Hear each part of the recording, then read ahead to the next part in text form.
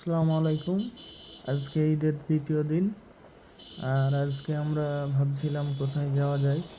তো যাই হোক, সাগর আমাকে ফোন দিল এবং দুইজনের কনভারসেশনের মাধ্যমে ডিসাইড করলাম যে আজকে আমরা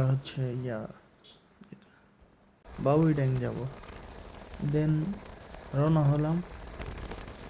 তো আমরা প্রথমত আমরা সাফিনা পার্কের পাশে দিয়ে যে রাস্তাটা গিয়েছে সেটা দিয়ে যাচ্ছিলাম, বাট এর আগে কখনো এই রাস্তা দিয়ে যাওয়া হয় নাই।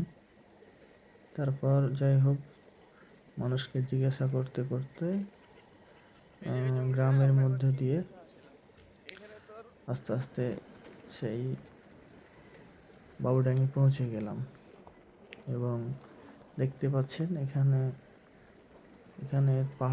এখানকার পাহাড়গুলো অত্যন্ত চমৎকার এবং সূর্য অস্ত যাবে হয়তো কিছু সময়ের মধ্যে। এবং আস্তে আস্তে আমরা সামনে আগাই আর এখানকার প্রকৃতিকে উপভোগ করি। দেন আমরা কিছু ফটোশ্যুট করি, প্লাস কিছু ভিডিও করি ছোট ছোট। তারপর কিছুটা সময় ঘোরাঘুরি করে আবার বাসায় ব্যাক করি। তো দেখা যাক, আস্তে আস্তে আমরা সামনে এগুচ্ছি। আর দেখতেই পাচ্ছেন অনেক সুন্দর একটা পরিবেশ। এটা যদিও আমাদের গোদাগাড়ির মধ্যে পড়ে, কিন্তু এটা চাপাইয়ের খুব কাছাকাছি। আর এটা পুরোটাই বরেন্দ্র অঞ্চল, একদম পাকা মাটির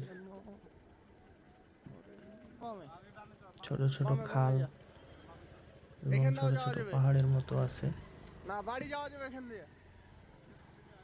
আর এখানের আশেপাশে বিভিন্ন ধরনের প্রজেক্ট আছে, যেরকম আম গাছ, পেয়ারা গাছ ইত্যাদি চাষাবাদ করা হয়। এরপর আস্তে আস্তে আমরা পাহাড়ে উঠতে থাকি এবং এখানকার পরিবেশ উপভোগ করতে থাকি,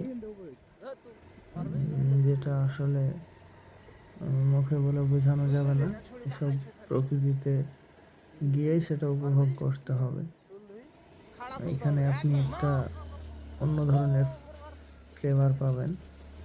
আস্তে আস্তে আমরা ইতিমধ্যে পাহাড়ের উপরে উঠে পড়েছি এবং এখানে দেখতেছি যে বিভিন্ন জায়গা থেকে বিভিন্ন দর্শনার্থী এসেছেন এই জায়গাটি উপভোগ করতে এবং তারাও ফটোশ্যুট করছে।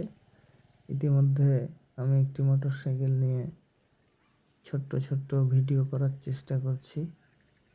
আমার বন্ধু সেটা আমাকে হেল্প করছে এবং সে তার ফোন দিয়ে অত্যন্ত সুন্দরভাবে ভিডিও করার চেষ্টা করছে।